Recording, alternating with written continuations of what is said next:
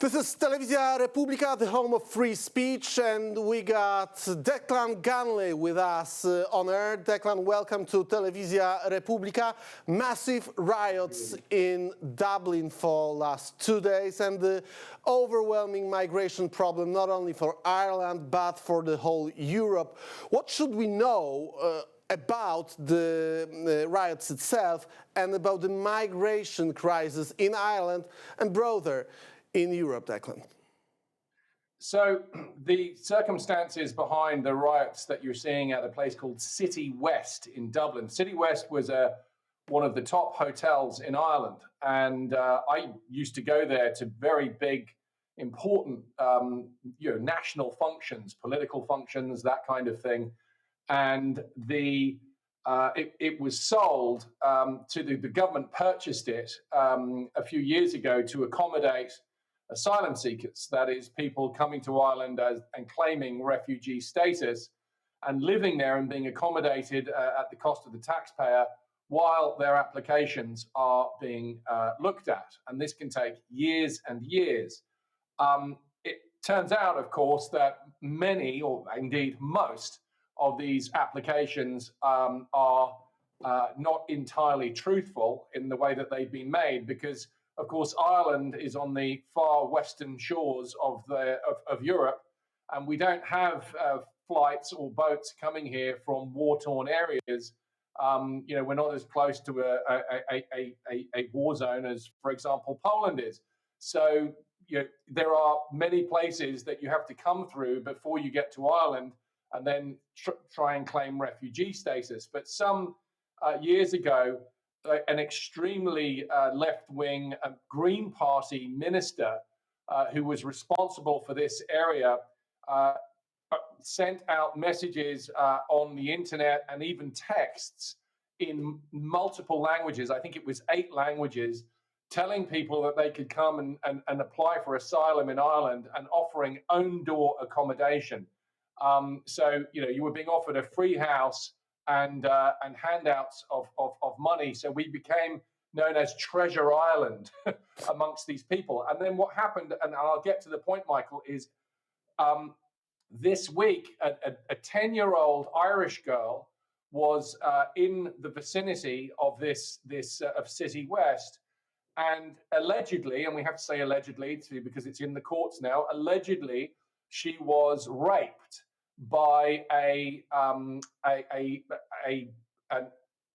asylum seeker who'd been in Ireland for 5 or 6 years, who had been ordered deported about 6 months ago, who had not been deported, who was still in that area, and who had an opportunity, allegedly, to sexually assault this 10-year-old Irish girl. So people are furious because for years, and particularly for the last 2 years, there have been peaceful protests against this, where people have been saying this is going to happen.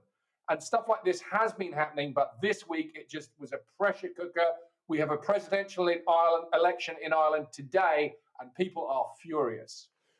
We've heard about actually thousands of people protesting over the clashing with the police. We've heard about the media being suppressed, over the journalists being attacked and taken down by the riots police. And we've heard this outrageous story that you just mentioned. Do I understand it properly that the people or the person who is charged with this assault is housed exactly in the location that you just mentioned?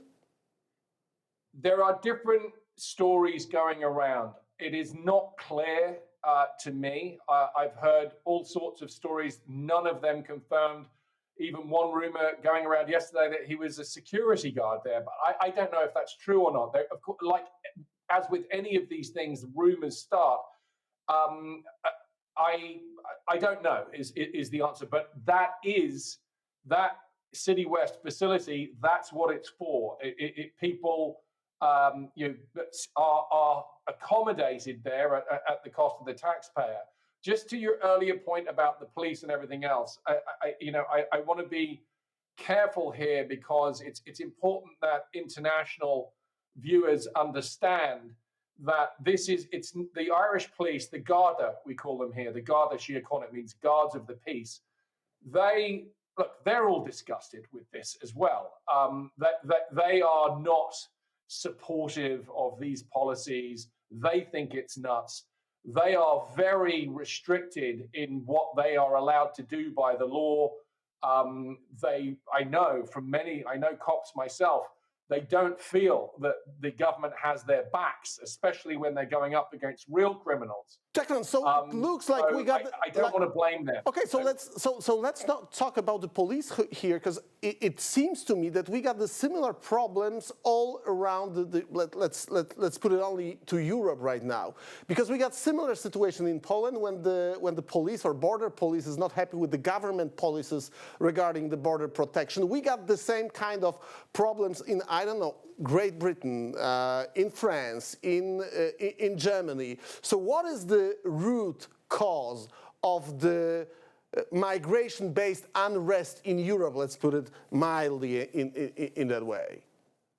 It's Europe is unguarded.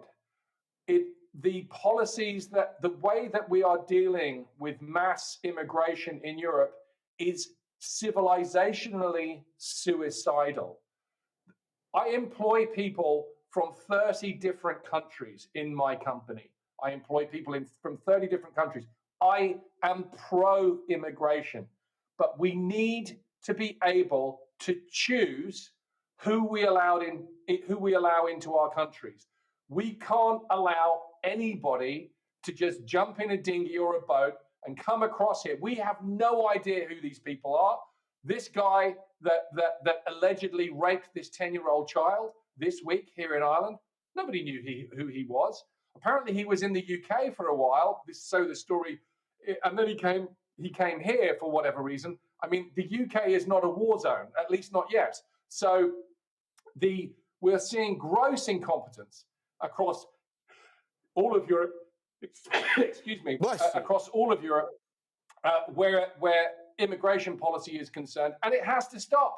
It has to stop because we're losing. Yeah, but what do you think? People. What is the reason for which the governments all over Europe run the same or similar migration policy? They may differ in some details, but the end line, the bottom line is that we are having an uncontrolled migration flow into Europe, into broader Europe in terms of culture, but in a narrow sense also within or into the European Union. What is the reason for different governments run the same policy on that matter? Because I think what has happened is we see that the NGO-ocracy, that the NGO class has taken over the role of policy making. And through through international organizations, have captured the policy formation process, and they feed the policies down through the chain. And by the left wing, exercising regulatory capture over these international institutions, they feed the policy in, and I think what we're seeing is that national politicians are too intimidated, too afraid to challenge what they believe is the status quo. Whereas these NGOs are reflecting, whether it's on something like net zero, which is suicidal climate policy for Europe, which is deindustrializing Europe and is industrializing China and creating an enormous national security risk for Europe. That China now, the workshop for Russia and feeding the Russian war machine. Russia couldn't be waging war in Ukraine without China's industrial might and its wealth. We're doing that. We are creating that dragon by feeding it, by the policies that we are implementing. And then when it comes to immigration, by executing and allowing immigration policies shaped by these extremist NGOs, where our politicians don't have the guts to stand up and represent the people that voted for them rather than these NGOs that they all seem to be somehow intimidated by. Declan, you mentioned voting process and you mentioned the election in Ireland this weekend. What do you expect to happen in your home country? We got 1 minute. We have the government here. There are two parties that used to be different, and you see this all over Europe. And there are basically now two different brand names of the same thing. So they actually don't disagree on anything policy-wise. They're center, progressive, woke left, pro-open borders, pro-high taxes, net zero, the full gambit of leftist policies. And so the only candidates that we have on the ballot paper are progressive, woke, as we say, left, one more far left even than the other. So what's happening today, and one of the things that I've been very involved with, is that there is a concerted effort to get Irish voters to go to the ballot box in this presidential election today and not vote for either of them, but instead to spoil their ballots. That is, to cast a ballot which is a protest ballot and basically say none of the above. We already know that the far left nutter candidate is going to win because the candidate that the center left put up is utterly useless and just is a vacuous individual, is a mediocrity. And so the far left one looked more capable by comparison. But the spoil the vote number tomorrow when the count comes out is going to be the number to watch. That's going to be the true cohort, the true cohort of patriots in this country. So let's wait for the result. We will talk about those results on Telewizja Republika as well. Declan Ganley, thank you very much for your time and for your presence on Telewizja Republika. See you soon. By the way, great cigar.